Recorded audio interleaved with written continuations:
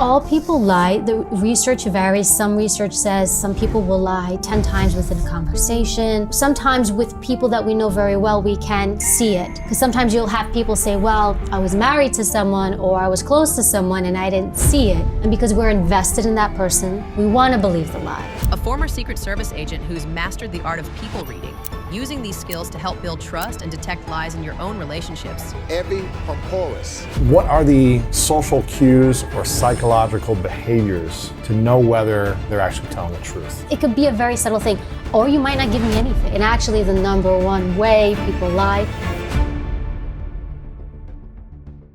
I'm curious, if I would have had the secrets growing up on how to lie better, where I didn't get caught, what would I need to have done better? Because I got caught a lot lying to my dad and my mom all the time.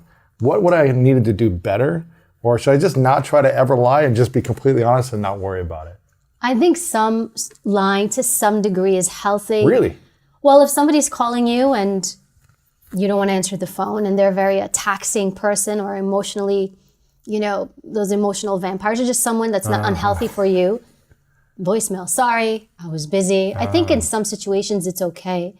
But as far as lying, it's interesting you say that, because to become a special agent, there was a polygraph that you would have to take, and these things would come up as far as do you steal, do you cheat, do you lie? But often people were worried about telling the truth, and what they do is they wouldn't tell the truth. Yes, I stole, yes, I did this, and they would hold it in, and they'd fail their polygraph or fail that part of the interview. And had they told the truth, they probably would have been fine, because it was more of an integrity thing. It's more like tell the truth and not pass the test, but at least you're telling the truth? Or You'll what? pass the test if you tell the truth. Oh. Here's the thing. It's the thought process is, if you're going to lie about this, a polygraph, then you're going to lie about everything. Oh, right. And so it's a big part of the job is trust, because you get so much power, so much authority. You're around the President of the United States. You're really around secret environments, so to speak. And so they really need to know that you can just be dropped anywhere and it's okay. So it's really about the integrity of it. How many polygraph tests did you take to study doing this process as an agent? I didn't take a lot, but I had to take them and then pass them myself, because you have to get in. So I would be polygraphed. Are you, about my background, or, and I can't get into the details. I'm kind of filtering now in my head. But basically, you're trustworthy. Are you looking to cause harm? Have I convicted any felonies that I've not shared? Drugs tended to be a big disqualifier for a lot of folks. Drugs. If you've done drugs, or if you've been... Drug use or drug experimentation. So they would allow... Hey, when you were 16, if you did it for a few months... They have criteria. I think today it's a lot more lenient. When I went in, it was extremely strict. But I think what they found is we can't find people. Yeah, everyone's tried something, right? We can't find people. Everybody's failing the exam. And there's this understanding of that when people are young, they make mistakes. And it's, should something that you did when you were 16, 17, 18, 19, and now you're 30, preclude you from getting a job somewhere else. So there has to be a little bit of that logic in there, where, when it was a bit so severe, but I think there is a lot more experimentation today. But as far as your first question about your parents, I think that they just knew you well. And so they knew... They could just feel it. I'm just no, I didn't do it. Well, they know you, so they know your tells, they know your demeanor, they know how you shift when you do lie. Oh. And so sometimes with people that we know very well, we can see it. They're probably very intuitive to you. They probably also didn't want to believe your lies. Because sometimes you'll have people say, well, I was married to someone or I was close to someone and I didn't see it. And sometimes we intuitively see it. We know it's there, but we ignore it. And so we'll listen to somebody's excuses or explanations. And because we're invested in that person and we want to believe in that person, we want to believe the lie. And so sometimes that's what happens when we get caught up in something. And then you look back, you're like, I saw this, I saw that, and all those nickels will start dropping. But when you're invested in someone, you want to believe in them. You want to believe when they tell you, oh, no, I was actually doing this.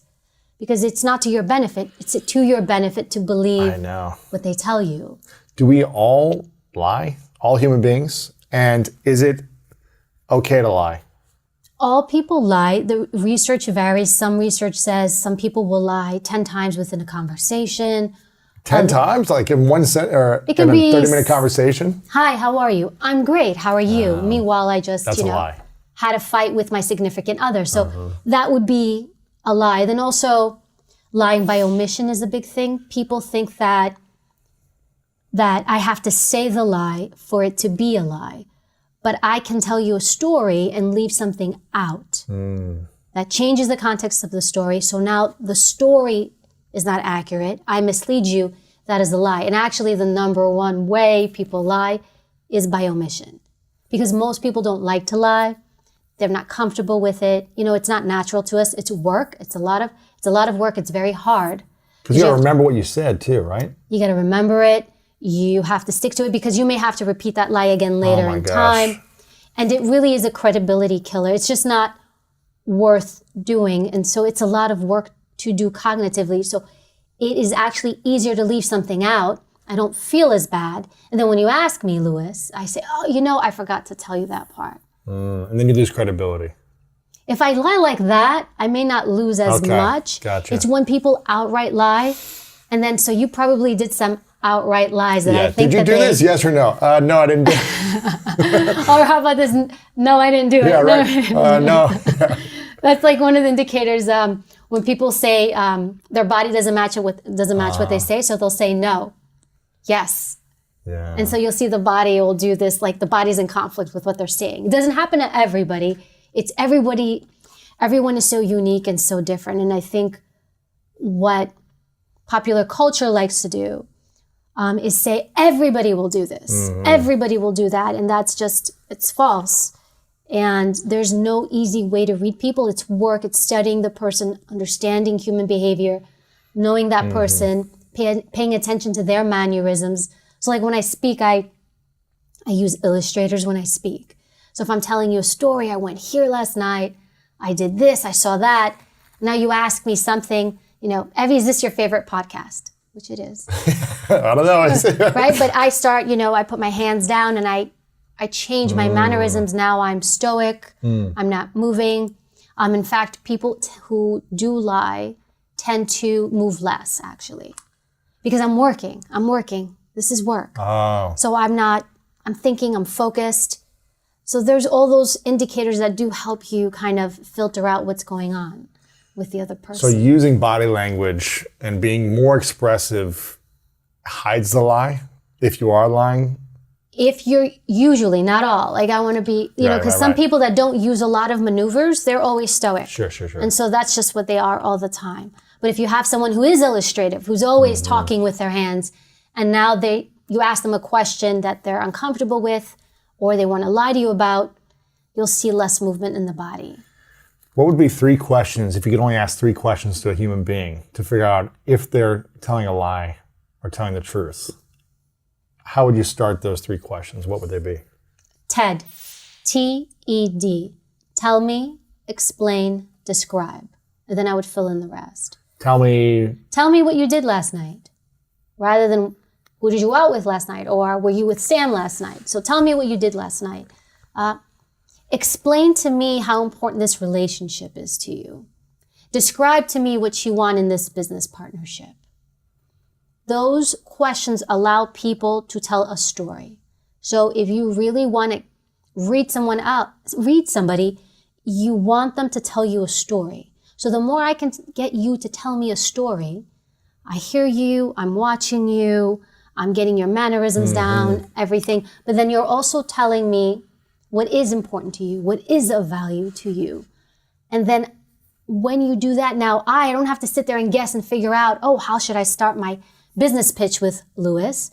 You already told me the things you like, and so I can come in and speak to you in an intelligent way rather than trying to guess what to say. So ideally, when you start a conversation, and this could be for anything, it's not just catching a lie. This is really just trying to start a conversation, TED, tell me, explain, describe. You start big, you get people talking and telling you stuff, even though you're like, I want to know this specific thing. But if I ask this specific thing, this person's going to shut down on me. So I can't go straight for that. So what you do is you narrow it. You get closer, you go from vague to, more, accurate to more accurate to then in the end, you get to that direct question because you've worked them to that point. So for example, if you had a case where somebody was murdered or killed, right? And you had a suspect, you wouldn't say, did you kill her? You would never say that. In fact, you wouldn't get there till like maybe 2 hours into the conversation. That's like you get there, it's over time because it's a serious thing. It's an ugly word. And I might not even say, did you kill her? Did you hurt her? Did you harm her? Did something happen? And I would get you, so I would never ask it that way. You get the person to give you admissions. Like, for example, yes, I was there. I was at the house. Or yes, I did this. You want them to give you a little bit. And then eventually you get more admissions. Interesting. You start to paint a picture. And then you never actually have to ask them, did you kill? They eventually tell you. So you were at the scene. You were there at the same time. You were holding the knife. They tell you all of it. But you walk them through that process. And so when you watch these TV shows or when you ask somebody a direct question and you want a direct answer and you don't get it, this is why. It's work. It's a lot of work to connect with people, read people. And I think that's why, and I think society makes it seem like do these 3 tricks and you'll have people eating out of your hand, and it doesn't work. It's not true. And this is why people struggle because they're looking for the easy way when it's really about human behavior.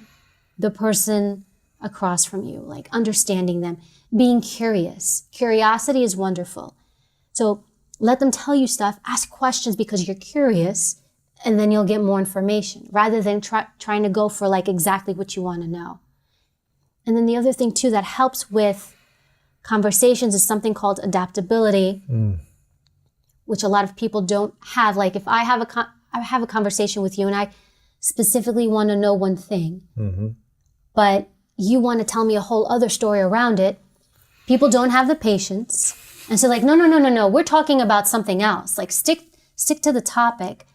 And when you do that, you break a rapport, you hurt the conversation. So a part of it is being patient. Let them take you a little bit on a journey, and then slowly you can bring them back to where you want. But sometimes we come in so rigid. No, I have to talk about this. This is the topic, and you're not able to adapt. So adaptability is allowing a person to take you where they want to go, letting somebody sit in the driver's seat for a little bit. So you're telling me when my girlfriend is arguing with me about one thing, but then doesn't want to address it and takes it around the playground of all these other conversations, I get to listen to all those things to get it back to where I want to go to.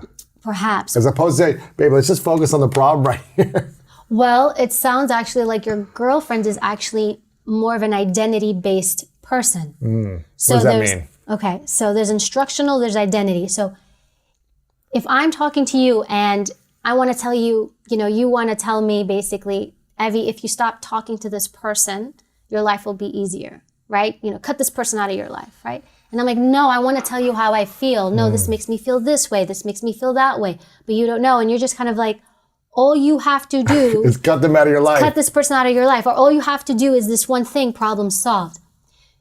You are instructional. Let's just get to the point. What do we got to do to fix it? 1, 2, 3, done. Identity is, I don't want to hear that. I want to take you on the journey with me to tell you how I feel. This person, or when we are in that space, this means this person just wants to tell you how they're feeling. They want to tell you about their identity. What's happening is about their identity. So she doesn't want your solution. She doesn't want you to tell you what to do. She wants you to listen to her. And so it's not even about solving it. Right. And so I think that's another place where we get stuck. We're like, here's the solution. And it's like, no, I don't want that. And you're like, but you're telling me you have this problem if you just do this. You're instructional, their identity. What are you?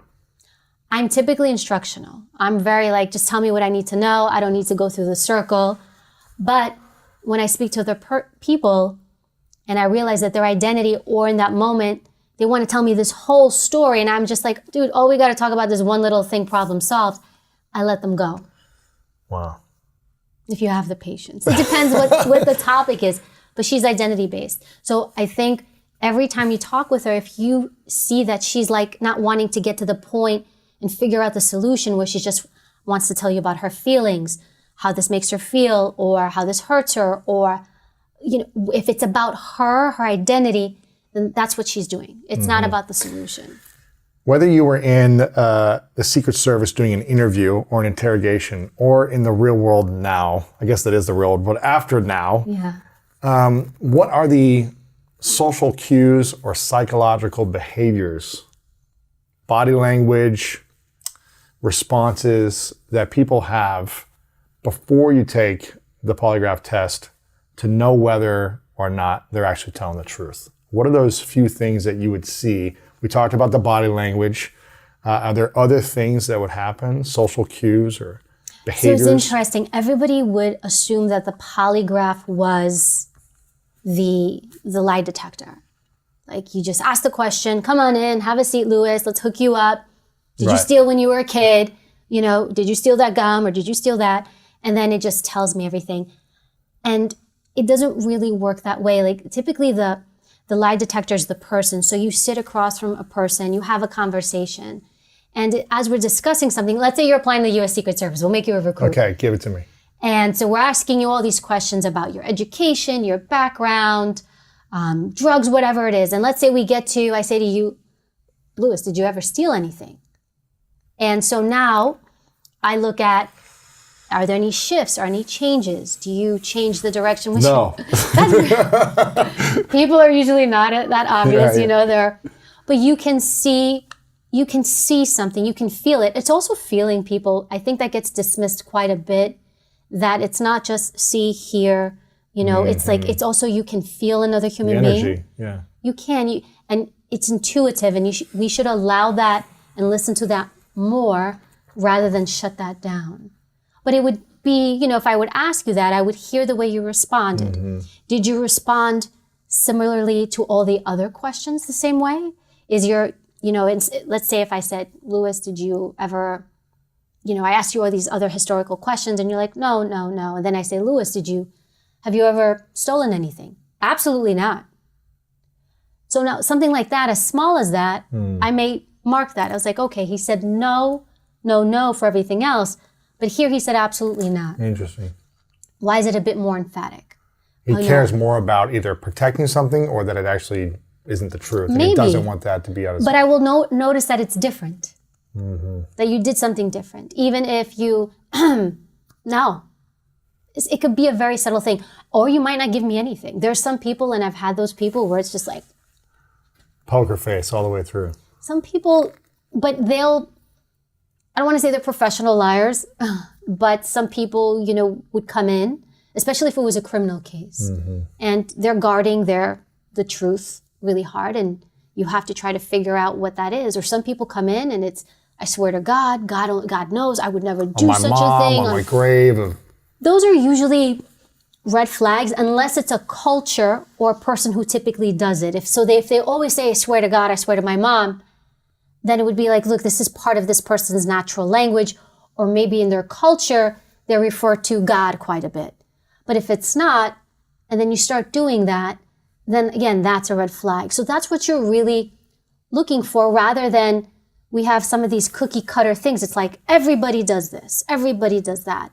Now, are these things I'm talking about indicators? They are, but you may do them and I may not. I may do something else. What do you do when you lie?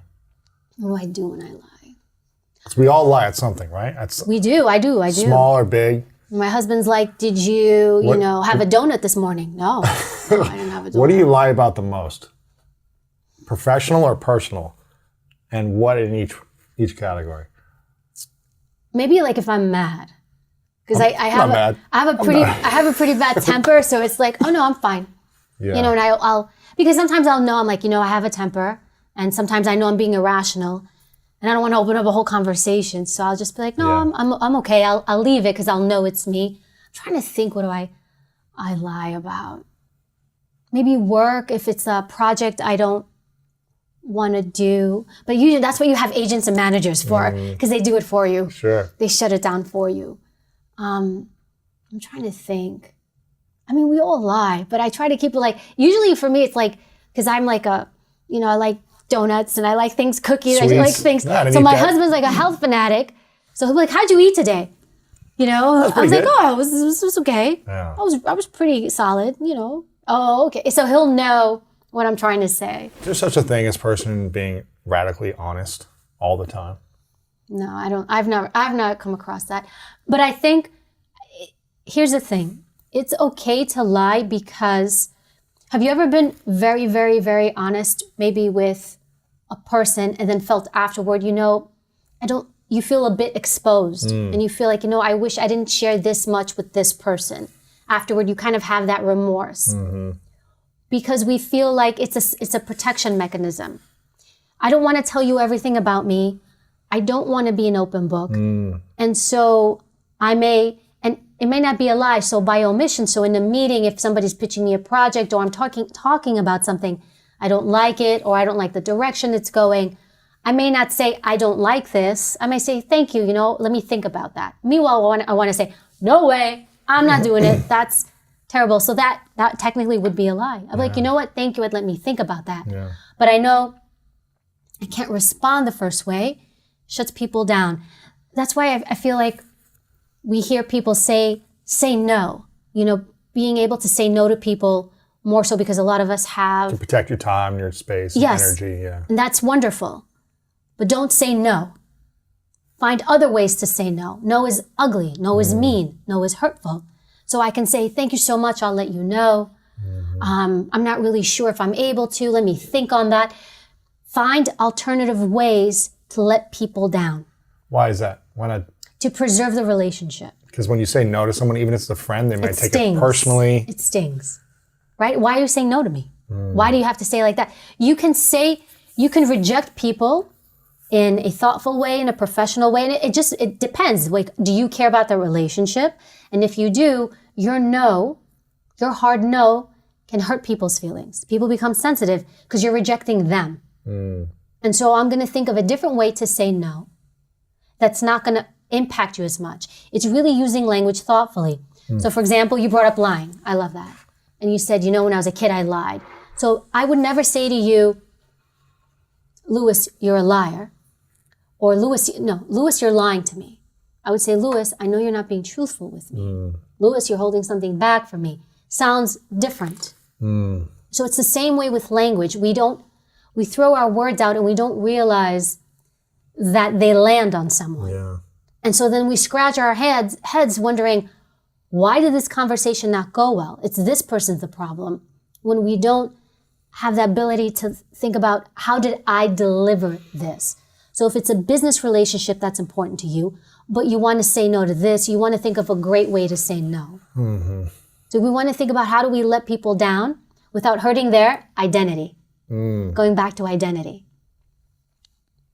Was there ever a time when you were interviewing or interrogating someone and you didn't believe them ever, but they were telling 100% the truth? Oh my God, you just reminded me of this case.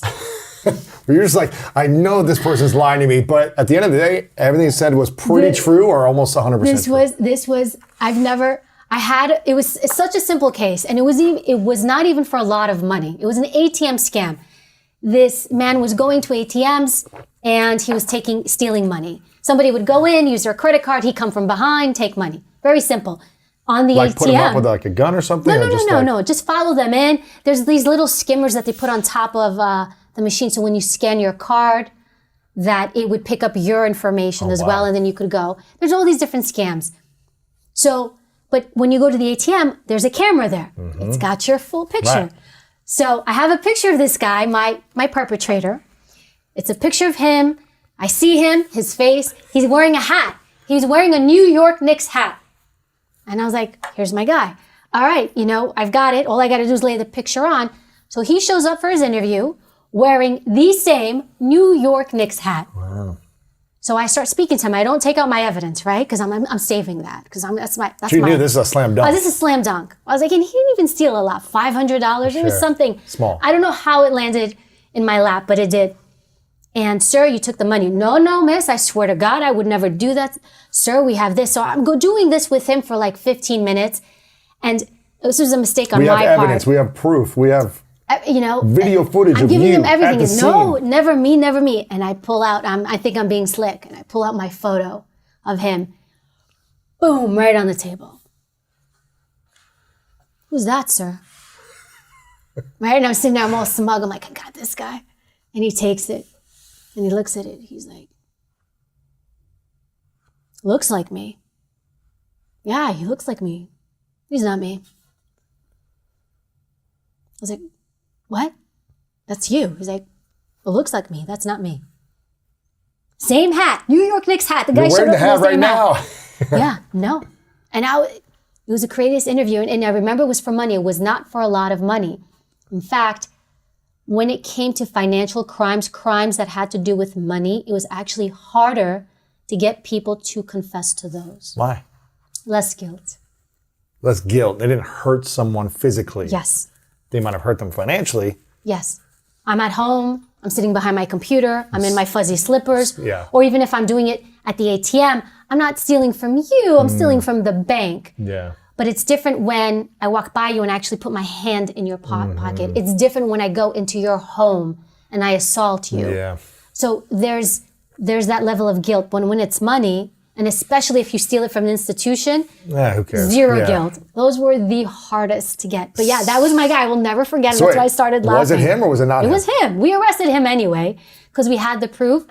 But it's always great it's always helpful to have a confession because it really just kind of seals everything. You've got the evidence. You've got this. The person said it. But he never agreed to it. No. He said, looks like nothing. me, but it's not me. No, same New York Knicks hat. Yeah, I don't know. I guess he's from New York. Who doesn't like the Knicks? He just nothing. And you could see his face. Yeah, looks like me. I got nothing from him. Really? Yeah. So he never actually told the truth, but it was, in fact, him. Who was him? I mean, we had evidence, we had prints, we had all that Sure. stuff. But yeah, no, he, to the end. Nope, not me. Could you tell, I couldn't tell. you couldn't tell he was lying or not? I couldn't tell. No, he was so believable. But I knew going in that he was my guy. Right. So that's why I was like, I know it's him, but it was just like stoic. And there's a moment I'm like, isn't that him? Right? They're so good. maybe, You're like, yeah, am I yeah. seeing this right? Turn the photo around. I'm like, no, it's him. No, this is you. So some people are that good. Some people are that good. Some people, and I think this was also somebody who committed a lot of crimes.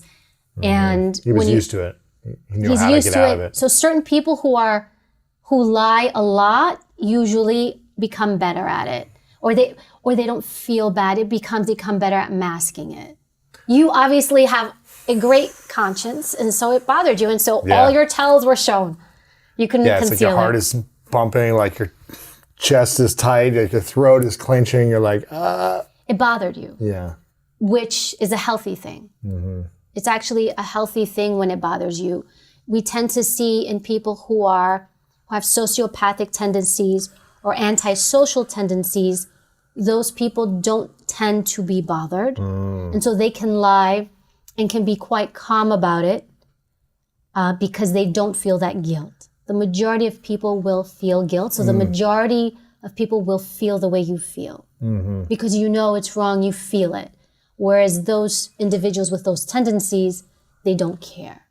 What about a situation that you lied your way through where someone believed you? Is there a situation like that in the last 3 to 5 years where you lied about something you're not proud of maybe, or that people believed you, and more than just, I'm having a good day, lie?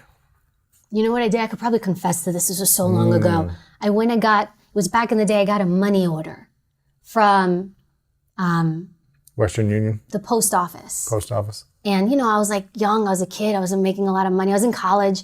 And so I asked for a money order for like $3.99. I pay, I get it. And then as I'm leaving, I see $4.99. And I'm like, oh, $100. $100. And I took it. And to this day, I remember it bothered me. Really? Yeah. It bothered me. Did it bother that you didn't tell the truth right then and say, hey, you guys gave No, me I too took the much? money. Yeah. I took the money. Did it bother you that you lied about Statute it? of limitations, I think I'm okay. It expired. I took the money. It bothered me afterward because I knew it was wrong. I will tell you this one story. We went. Did that come up in the Secret Service interview? Did you ever steal something like money when you were younger? You know what I did lie about and did come up in my Secret Service interview? I'll tell you that. When I applied for the job, when I went to college, my parents, and I love my family, they weren't very supportive. They weren't very supportive of my decisions. My dad was a bit difficult. Like, they didn't really want me to go. And so when you apply for college, you need their paperwork, their tax paperwork. I needed aid. They couldn't afford it. Right. And so my dad was so upset with me, he wouldn't give me his tax paperwork. To go to college? Yeah. They didn't agree with my decisions because I was going to private school that they could not afford. And I was like, I'll figure it out on my own. But either way, and so I lied when I went to the school. I said, I can't get this tax paperwork. You know, the main person was there is like, well, then you can't get aid. And so I went back to the school later on and I said, I'm not living at home. I'm alone. Can I get aid? I can't get access to this tax paperwork. And then I got aid. So I flat out, I lied. And I spilled the beans in my polygraph.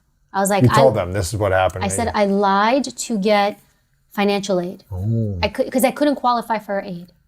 Right. And so I was like, you know, they didn't care that. I was like, look, my dad, my mom, they won't give me their tax paperwork. They're so upset with me. They don't agree with my decision to go to this school, to do this. And they're like, no, unless you don't have your parents in your life. And I was just like, bing! I was like, I'm going to college. Yeah. And I lied. But in my polygraph, I was like, I have to tell you something. Actually, I said it before they hooked me up. And I said, look, I lied about this. I did this, you know, like, why did you do it? I was like, I wanted to go to college. I couldn't get money to go to school. So I was okay. I got the job. Wow. How many things did you confess to before you took the polygraph? That was my biggest thing. Yeah. That was my thing. Drugs, like despite growing up in New York, I never had any issues. I always stayed away from it, I think because I saw so much around it, of that around me. And the more people kind of put it in my face, the more I was kind of like, I'm not doing that. Yeah. But probably would have been the opposite. If nobody did it, I'd be the one to be like, oh, I'm going to try this. I think that was the biggest thing. It weighed the heaviest with me because I was like, I did this bad thing. I lied on my financial aid paperwork to get aid. I'm hoping the statute of limitations is expired on that as well. I paid back all my loans. I'm sure it's fine, yeah. I paid back all my loans. When you're in an interrogation or an interview, or you're on a first date, or you're at a job interview in your career, or any type of first interview in any situation, what's the best way to build command, authority, and credibility? Yeah. So you can do very simple things like when you greet someone, hi, how are you? Come on in. Why don't you use the bathroom before we get started? So I'm not asking you, would you like to use the bathroom? I'm telling you, why don't you go use the bathroom? Why don't you have something to drink? What can I bring you? Right? So I'm in this subtle way, I'm telling you to go to the bathroom and you're going to go because of the way I said it. Why don't you go to the bathroom? No, go before we get started. Right? You just said authority. Why don't you have something to drink? Oh, no, I'm good. No, have something to drink. Yeah. So we're going to be here for a little bit. Have something to drink. So now I'm planting these little seeds telling you I'm in control. I'm not telling you, but I'm doing it subtly. Have a seat there.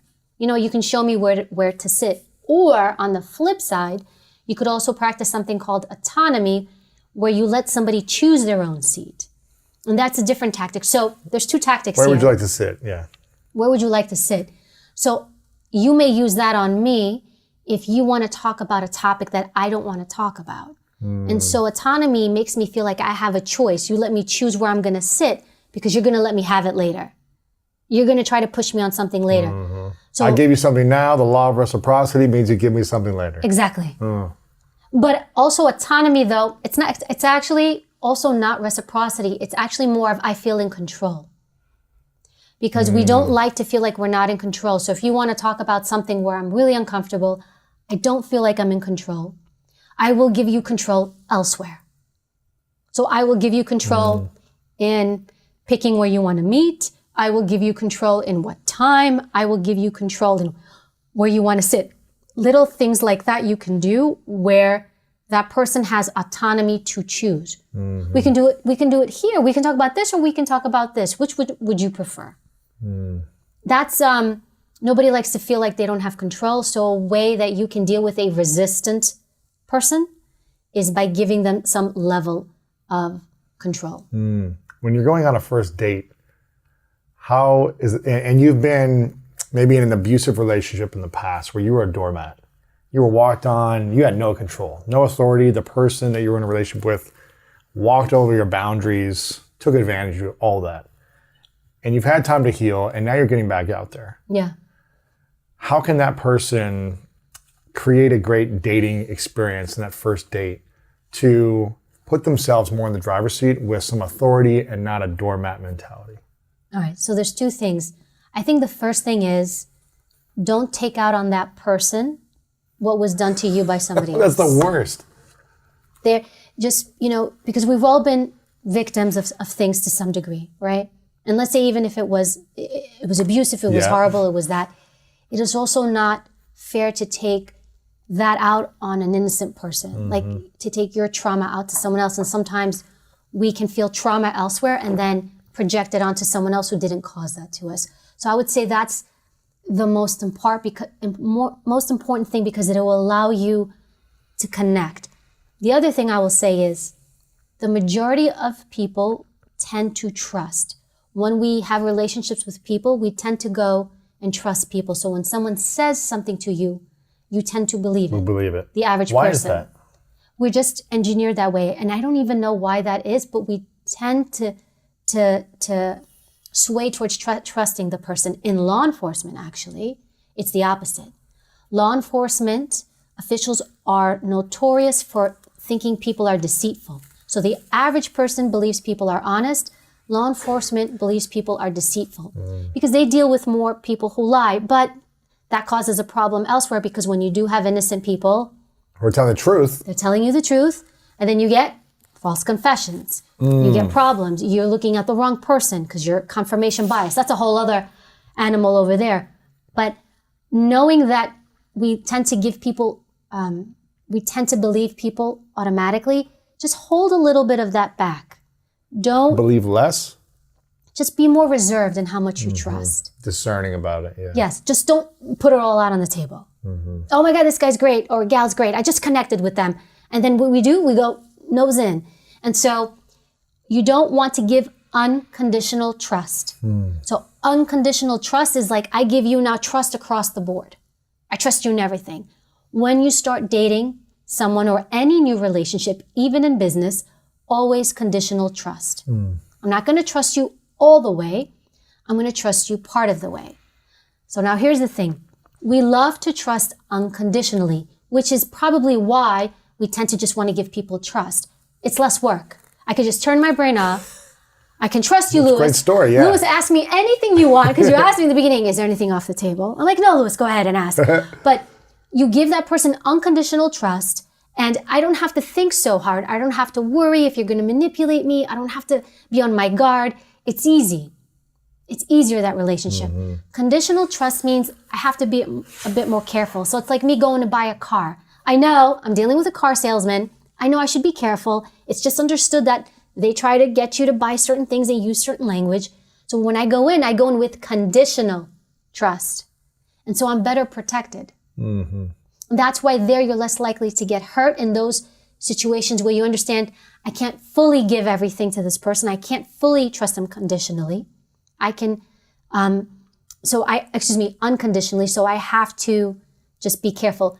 The thing is, that's work. It's a lot of work. We get tired. We access a specific part of the brain when we do that, a more complex part of the brain. So that's why unconditional trust, you don't want to give it right away. And that is why when we get betrayed by people close to us, that's why it hurts more. The most, yeah. It's usually by people who betrayed us who we give unconditional trust to. Yeah.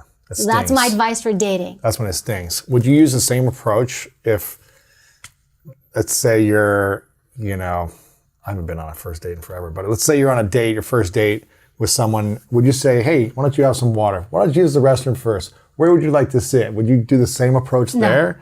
I would not, because I don't want to establish authority there. That's not, if you're looking to have a relationship, I would not do that. That's creepy. That's a controlling, unhealthy What should you relationship. establish? Trust? I think rapport and trust. And I think probably the best thing you can do is just not talk about yourself and listen to Ask that other questions. person. Just ask about them. What would be the You did that to me when I walked in. yeah? It was like, Evie, boom, boom, boom, boom. I was like, oh. What would be the three most fascinating questions someone could ask on a first date that would not be interrogational, but be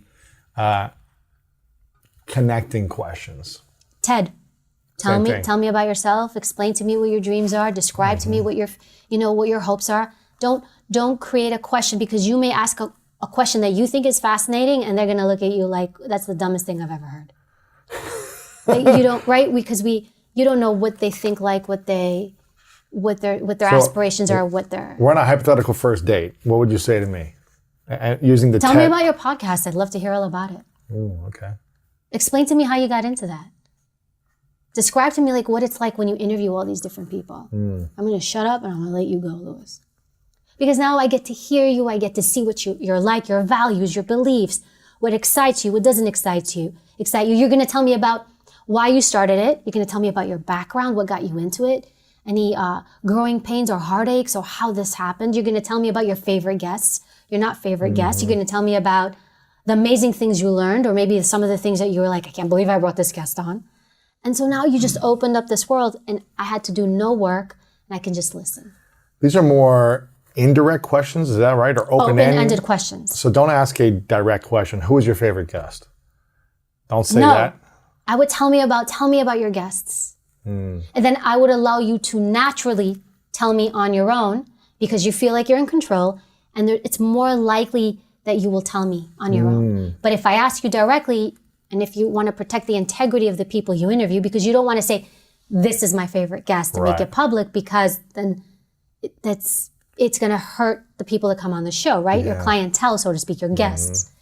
So you're not going to answer it. You're going to be reluctant. Oh, Evie, I love everybody. It's like my kids, you can't say you have a favorite kid. It's all your kids. You're going to say that. It's like when people ask me, who's your favorite president? I always say, I love them all. I love protecting all of them. But if somebody says, tell me about the people you protected, or tell me about the presidents you protected, now I feel comfortable. I'm in control. I'm talking. The more we talk, the more we leak. I'm less guarded. It's less direct. I don't even know you're trying to find that. And I may naturally on my own get there. Tell me about a characteristic of a president that wowed you the most. You like that opener? You like that opener? You used Ted on me. A characteristic from one of the presidents that you were just like, obviously they were all inspiring in some way, I'm assuming, for you, but tell me about a characteristic or a belief, a mindset, an approach, a strategy that one of them used that wowed you. There's a couple, there's like little things. I'll tell you, former President George Bush Sr., he used to write note cards to everybody. He wrote note cards, thank you so much. He would just send little note cards to people. And I saw what an impact that made to people to receive a handwritten note. He handwrote it from someone saying, thank you, or I appreciate you. And to this day, I do that. I took that from President George Bush, because I saw that and I was like, what a wonderful thing. And I saw how much of an impact that did. It was a very little thing, but I took that from him. So whenever I meet someone or if there's an exchange or something, I will write a handwritten note card. Thank you for your time. I appreciate it. And it does a lot. Did he write you a card?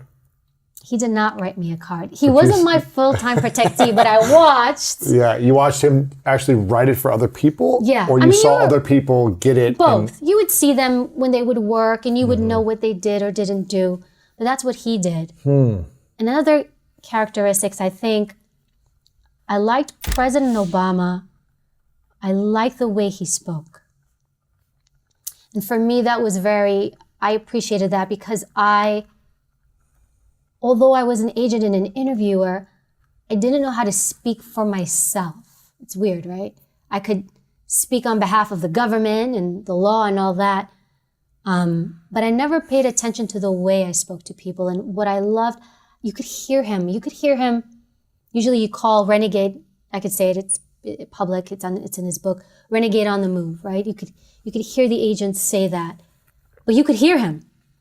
I love the way he echoed his voice and projected his voice and didn't hold it back. And how he took his time to speak. Where a lot of people speak very fast because we feel that we're not worthy of somebody's time. I don't want to take up too much of your time, so I'm going to speak fast. We do that. We feel like, let me just hurry up and say this. This person's probably busy. They have things to do. And then he really projected his voice. Like it boomed through the hallways.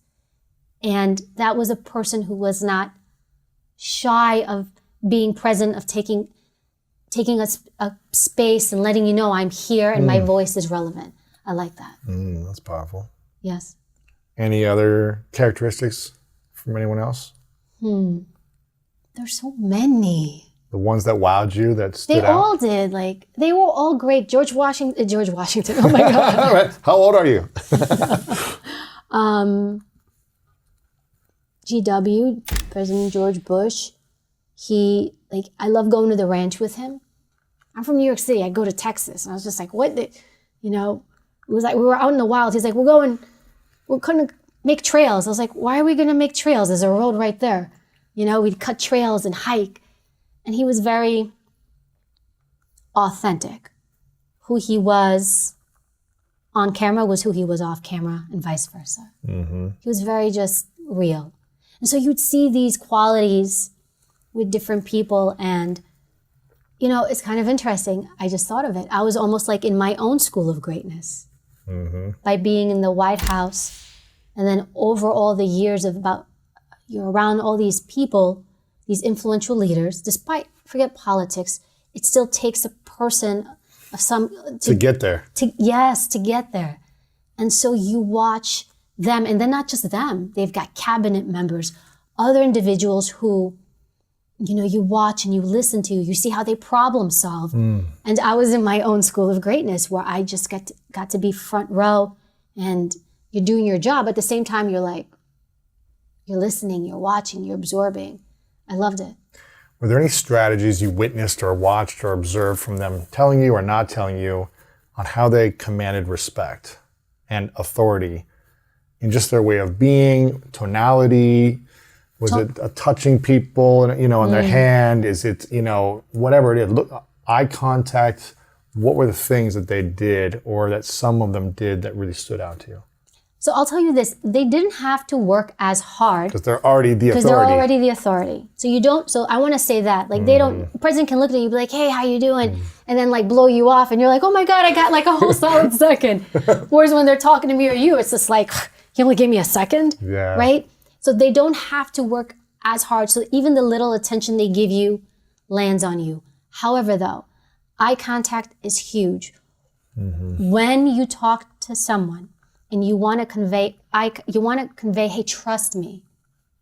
And rapport, this is huge. In fact, if you go to the supermarket and you look at cereal boxes, they have the characters on the cereal boxes. They're looking at you.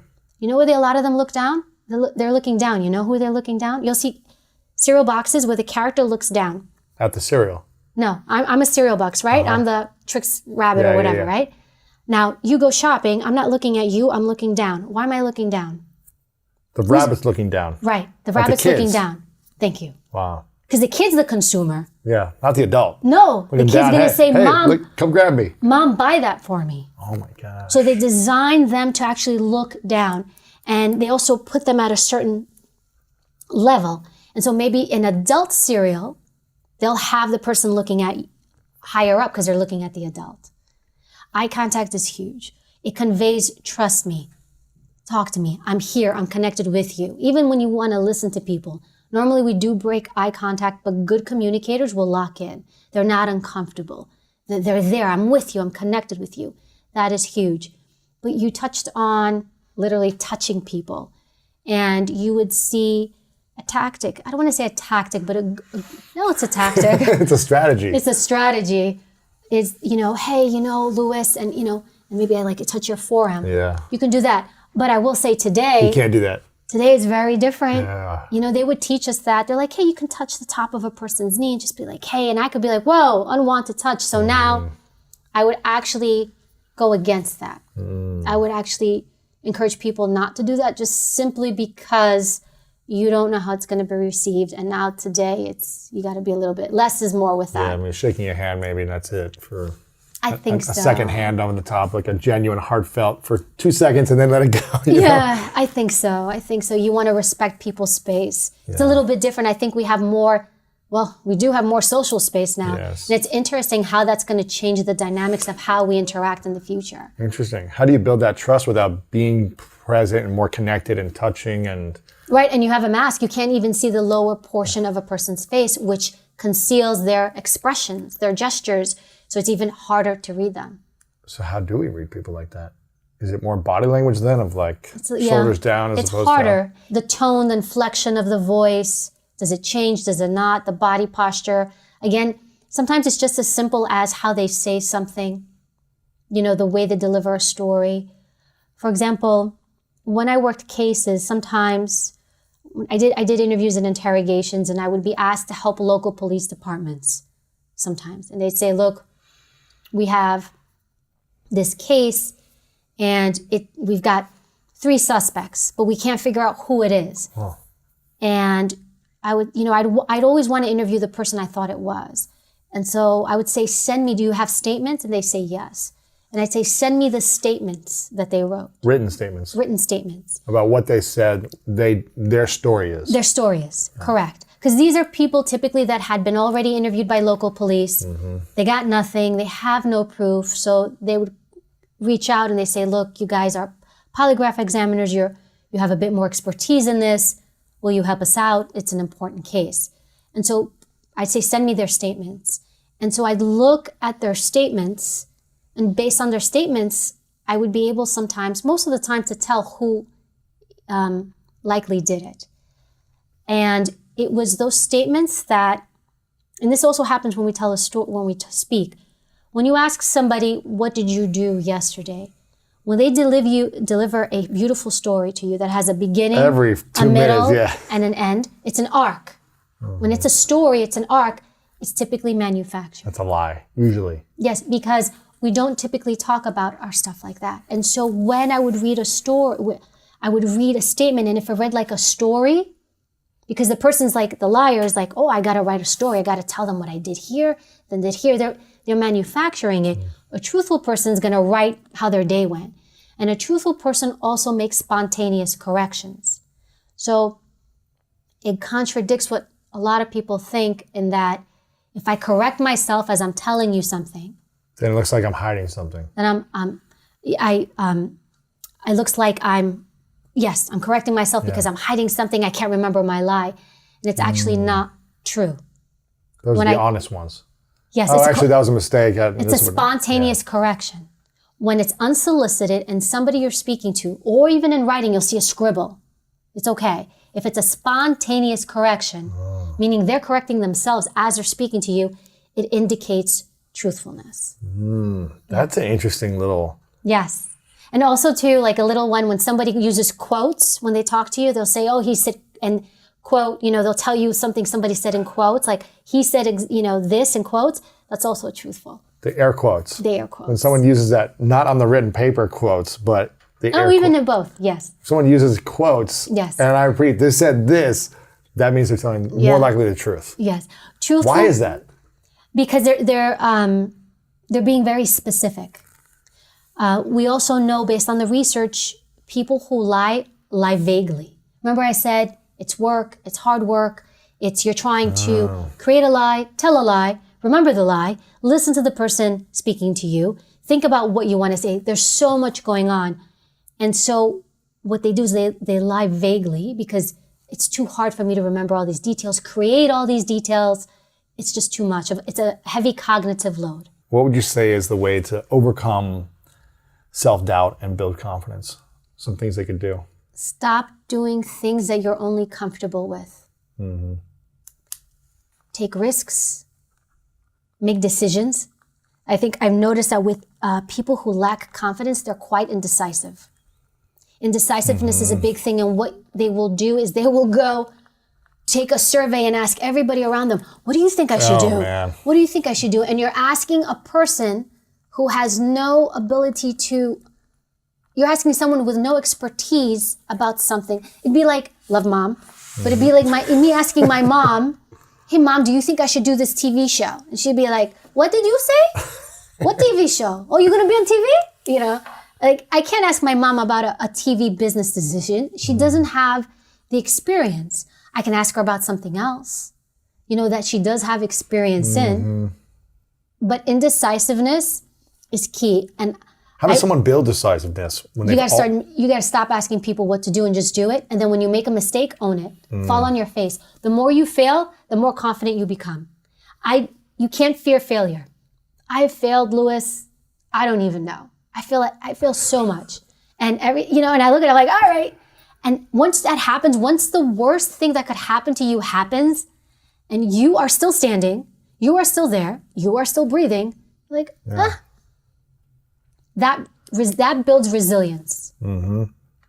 Indecisiveness, knock that out. The minute you're like, let me ask people, stop, choose. Don't worry about it, whether you're right or wrong, just do it. So we got to take risks, make decisions, fail often, choose. Anything else on overcoming self-doubt that you've seen? The way you talk to yourself in your head. Watch the language you use. Watch your mouth with yourself. So for example, I work out. And so there are moments where it happens where I'm sitting on the sofa and I'm just like, I don't want to do this. I don't want to go run outside. I don't want to go to jujitsu. I'm tired. I want to sit. I want to eat popcorn. I don't want to do anything. I want to watch Netflix. I will never say to myself, don't be lazy. Get up. I'm not lazy. There's nothing about me that is lazy. Why would I ever say that to me? But I will say, Evie, move. Get up. Go. And I may be bitching as I'm putting on my sneakers. And I don't want to do this. I hate this, whatever. But I will be putting them on and doing it and then go. But I will never call myself names. And that's something I had to learn over time. Man, this was my entire childhood was calling myself names. You're never going to amount to anything. You're stupid. You suck. Why did you do that? Idiot. You know, all these things. Even something as simple as like, oh, I'm such an idiot. What did I do? Why did I put that there? And I catch myself. I'm like, don't say that about yourself. You're not an idiot. I wouldn't want somebody else to call me an idiot. Why would I call myself an idiot? Yeah. We get pissed at other people when they call us that stuff. But we don't know. We should get mad at ourselves for calling us that stuff. Yeah. What would you say are the 3 greatest skills that you have as an interrogator? As an interrogator, I can listen. I can listen and have a person completely shred me and not say a word. What does that mean, shred you? Like you can have somebody be like, I hate you, you're this, you're that, you know. You don't react. In the interview room, especially with the job, I would sit and take it because it wasn't my ego. It's less personal too, it's not. It was less personal. Yeah. But I've been able to, not always successfully, but even in my personal life, maybe not with my husband so much. He's probably like, yeah, that's bullshit. But he's an interrogator too, so it's all right. But typically with friendships, relationships, I'm better at not, like I can have people say hurtful or cruel things and not respond. Really? I'm not saying it doesn't hurt. And there's moments, you have those moments where maybe a business relationship doesn't go well, or you have a friend, or even a distant family member, and like they send you a horrible email that, soul crushing, and you just want to point out like just the lies or the inadequacies in what they wrote. And I have learned to not respond or to try not to respond. I have my moments too, but I really think to myself, is this person worth responding to? Sometimes it's hard because it's like, I hear what this person's saying, I see what they're doing, and you want to respond. And I think it takes so much discipline to not be mean to someone who's being mean to you or hurtful to you. Yeah, that's tough. Because we all go through that. Yeah. Each one of us has people in our lives who give us hate. And you're like, how's this happening? Why is this happening? and you want to give it back, especially when you've trusted them unconditionally. You feel you betrayed. You believed everything they say. You believed you accessed the primitive part of your brain and you gave them all that trust. You didn't give them conditional, trust. You gave it all up. And then that relationship goes south and you can be distraught. That's hard. How did you learn to respond in an empowering way or not respond at all when someone attacks you? That, to be fair, I learned that in the interrogation room, in the interview room. When we were... Were you always like that? So you weren't always like that? No. You used to be like, screw you. I was bad. I was pretty bad, yeah. I took after my father. I did in that part, And look, and I give my dad kudos in that. Like even, I talked about the cursing thing. And I realized where I got it when I'd go home as a kid sometimes and I'm like, Dad, this person picked on me and this, that.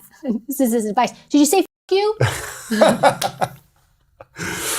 He never taught me to be a victim. And so sometimes being able to say, hey, F you, he gives you power back to say I'm not going to take this. I'm not going to do this. Yeah. The 3 greatest skills you have as an interrogator. Listen, I think being able to take it when people are cruel, and I think we touched on that. It takes hard. more self-control and more self-discipline to be able to not say something and say something. There's this great quote, I'm going to butcher it. Aristotle said it, I believe. And it's to get angry is an easy thing, but to be angry with the right person for the right reason and in the right way and for the right situation is not easy and not within everybody's power.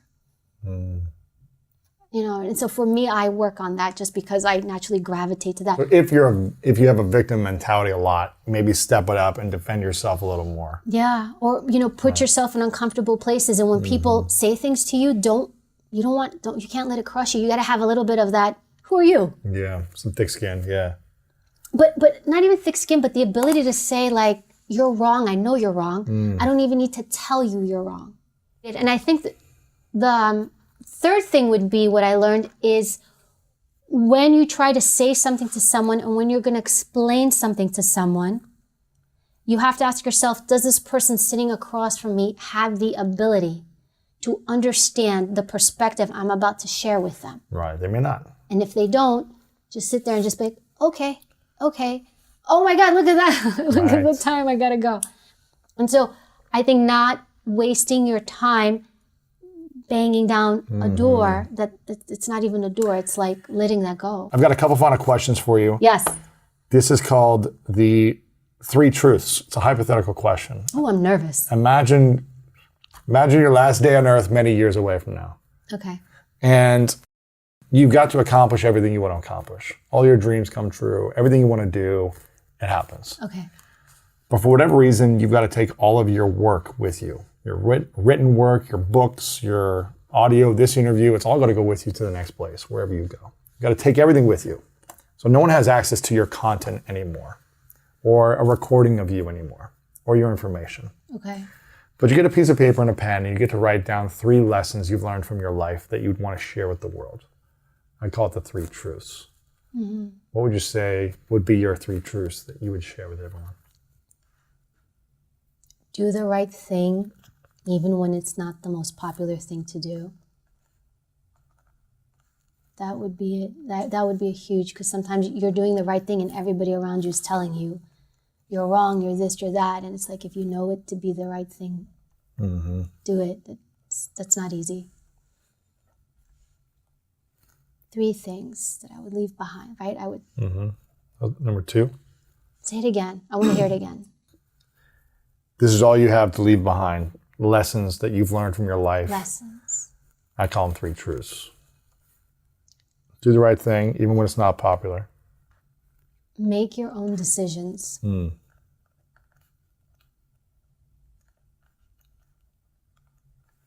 Fail as much as possible. Because the more you fail, it means the more you're doing and the more you're putting yourself out there. When you don't fail, it means you're not doing anything. That's true. Yeah. Oh, that was deep, Louis. It's good. I like this. I want to acknowledge you for a moment. The fact that you've gone through these different stages of your life and done the right thing, even when it's not popular. Try. You've tried to. I don't want to put You've tried to. I might have had a little bit of Lewis in me too growing up. I'm far from perfect. I will say that. Well, I acknowledge you for being in the industry and the level of service that you've had, for trying to do the right thing, trying to help people make better decisions, having justice where justice is needed, and being a force for good.